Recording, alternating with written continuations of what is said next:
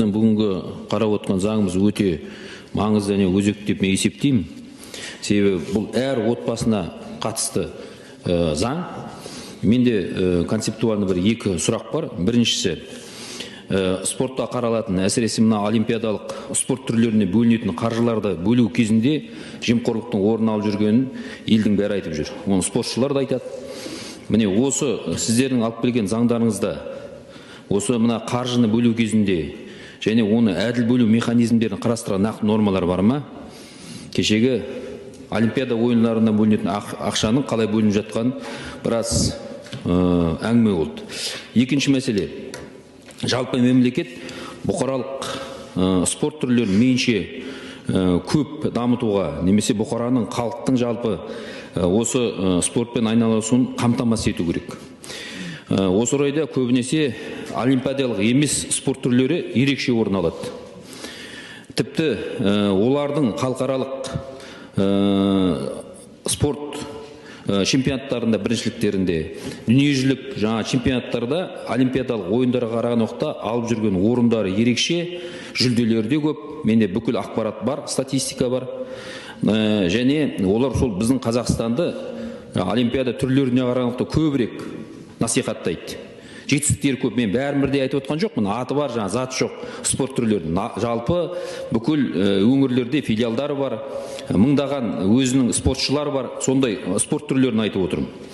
Енді осы бюджетті қазір тек қана олимпиадалар және ұлттық спортқа бөлу жөнінде мәселе қарастырып жатырсыздар.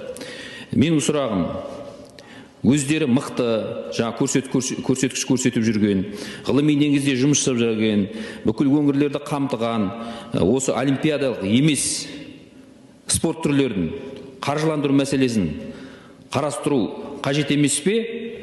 Оларға арнайы критерийлер қойып, осыған екі сұраққа жауап берсеңіз. Рахмет сұрағыңызға. Енді осы заңның басты қағидалары жаңа айтып отырмыз ғой, олимпиада спорт түрлеріне бағыттану. Соларға. Ал олимпиадалық емес спорт түрлері, енді ары қарай жаңа депутат Сайыров айтып кеткендей, дами берсін, оларға ешкім кедергі жасайын деп жатқан жоқ. Бірақ өз қаражатынан жаңа спонсорларды айтып кеттік, басқа да жүйелерді может қарастырып, бірақ қазіргі уақытта ең басты мәселе осы олимпиадалық емес спорт түрлері өте көп болып кетті. Жаңа айтып отырмыз ғой, 180-нің ішінен тек қана 46 ғана олимпиадалық спорт түрлеріне қарайтын спорт түрлері. Қалғандар олимпиадалық емес спорт түрлері. Олардың бір ерекшелігі бар.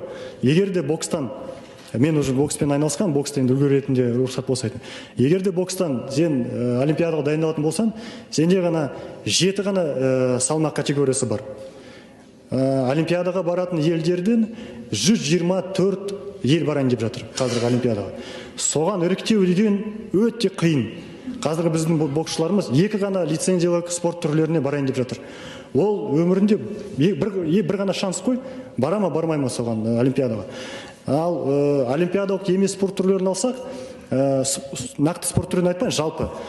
Егер де бір әлем чемпионатына баратын болса, әлем чемпионатында біріншіден 20-дан астам салмақтар бар. Екіншіден салмақтарға тыс нелері бар. Ката дейма, ішіндегі стилевой дейма, сондықтан бір спортшы олимпиадалық спорт түрлерінен емес, 10-нан астам медаль алып келуге мүмкіндігі бар. 10-нан астам. Ал біздің боксшы 8 жастан бастап 25-ке дейін жүргенше бір ғана медальға ие болатын адам. Сондықтан сол ғой қазіргі уақытта біздің нәтижеміз төмен болып жатқанын, қазіргі уақытта көптеген мәселе көтеріп жатқан сол.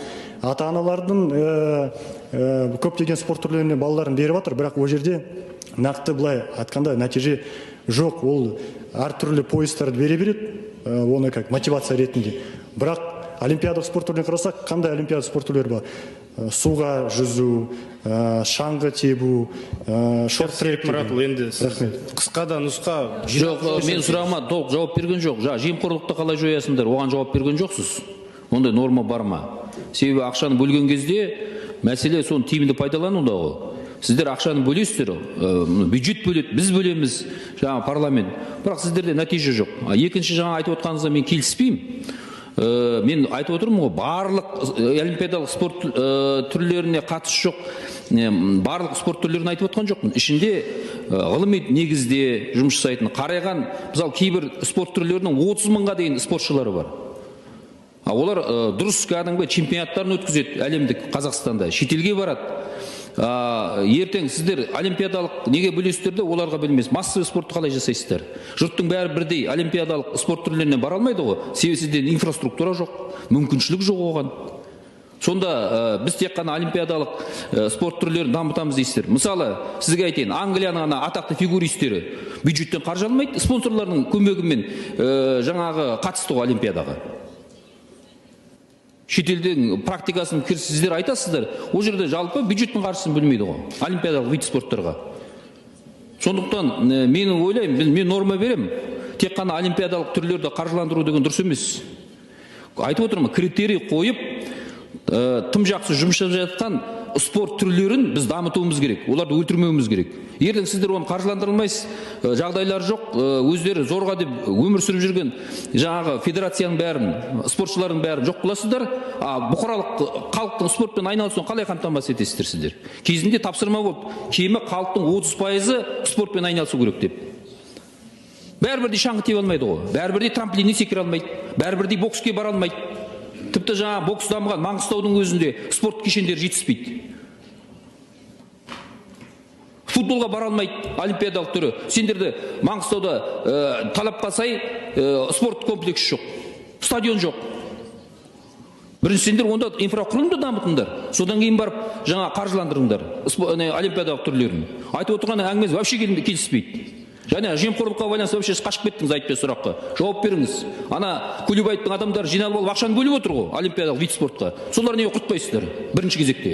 Әлде солармен біргесіздер ме сіздер? Түсінікті. Серік Мұратұлы, енді жаңа бірінші мәселе бойынша позицияңыз түсіндік. Жемқорлық мәселесі бойынша толықтырып айтыңыз. Жемқорлыққа байланысты енді әрине бірнеше жұмыстар жүргізіліп жатыр. Қазіргі уақытта туризм және спорт министрінің өзінің жемқорлыққа қарсы агенттігі тексеріп жатыр. Сонымен қатар бірқатар біздің бағыныстағы ұйымдармен бірлесіп соларды тексеріп жатыр. Ал ұлттық олимпиада комитетінің қаржыландыруы айтсақ, 2022 сәуір айынан бастап оның қаржыландыру қазіргі уақытта министрліктің құзыретіне көшірілген болатын. Ұлттық олимпиада комитеті. Сонымен қатар осы заңмен сол норма бекітілген. Қазіргі уақытта оның мемлекеттік тапсырысын алып тастайтын болатынбыз. Ол бірінші. Екіншіден, әрине жаңа сіз сұрап отқан қалай қаржыландырады.